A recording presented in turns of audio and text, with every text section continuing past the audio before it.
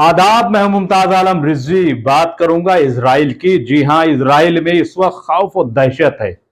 वहां के लोग डरे हुए हैं और हुकूमत से कह रहे हैं कि तुम इधर अपने लोगों को परेशान कर रहे हो, जमहूरियत को खत्म कर रहे हो, और दूसरी तरफ ईरान और सऊदी अरब में समझौता हो गया है।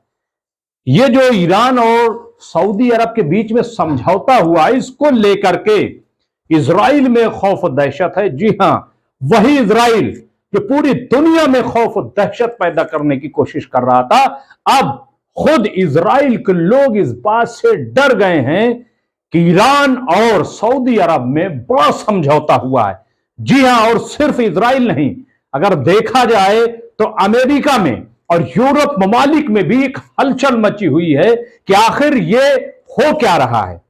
ये इतना बड़ा मुहायदा, यानी ईरान और सऊदी अरब जो अब तक आमने सामने थे, एक दूसरे के खूनी दुश्मन थे, अचानक ये क्या हो गया कि दोनों गले मिल गए।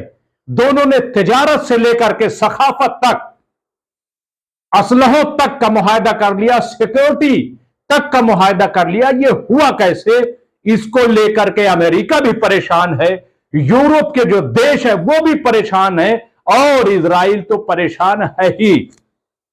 आपको मालूम है कि इजराइल में पिछले 10 हफ्तों से जबरदस्त प्रोटेस्ट चल रहा है, मुजाहिरा चल रहा है, वहां के लोग सड़कों पर उतरे हैं। कल के रोज इजराइल में तारीखी मुजाहिरा हुआ है, यानी अब तक का सबसे बड़ा प्रोटेस्ट इजराइल के अंदर हुआ है, जिसमें करीब करीब 5 लाख लोग सड़कों पर उतरे हैं। और इसमें जानते हैं आप कौन कौन लोग शामिल हैं? इसमें सिर्फ आम लोग नहीं शामिल हैं, बल्कि इसमें देखा जाए तो फौज के लोग शामिल हैं। वो लोग शामिल हैं कि जो राफेल जैसे जहाज को चलाते हैं, जिनकी गिरफ्त जो है वो पूरे फौज के सिस्टम पर है, वो लोग सड़कों पर उतरे। तो आप अंदाजा लगाइए कि इस वक्त इजराइल के अंदर क्या हाहाकार मचा हुआ है। और दूसरी तरफ ईरान और सऊदी का मुहायदा। ईरान पर जोर इसलिए मैं बार बार दे रहा हूं कि वही ये ईरान है कि जो इजराइल के खिलाफ पिछले 40-50 साल से मुसलसल इस बात के लिए लड़ रहा है कि आखिर तुम फिलिस्तीनियों पर जुल्म क्यों कर रहे हो। यौमुल कुद्स पूरी दुनिया में मनाया जा रहा है, वो इसीलिए। और ऐसी सूरत में अगर सऊदी अरब और ईरान एक हो जाएं, तो सोचिए कि क्या इजराइल के पसीने नहीं छूटेंगे। और हो रहा है, पसीने छूट रहे हैं, आवाज उठ रही है। एक तरफ तो इस बात के लिए मुजाहिरा हो रहा है, प्रोटेस्ट हो रहा है कि आखिर जो जमहूरी निजाम है, जो डेमोक्रेसी सिस्टम है, उसको सरकार नितिन बिनयाहू जो है, नितिन, वो क्यों कमजोर कर रहे हैं,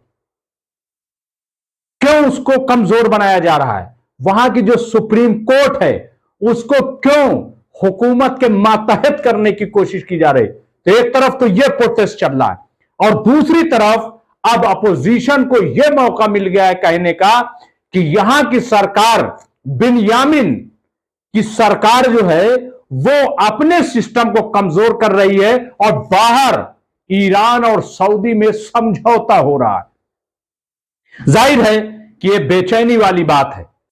अगला कदम देखते हैं कि बिन्यामिन का क्या होता है। वहां के जो सरबराह हैं, वो क्या अपने लोगों की बात मानते हैं?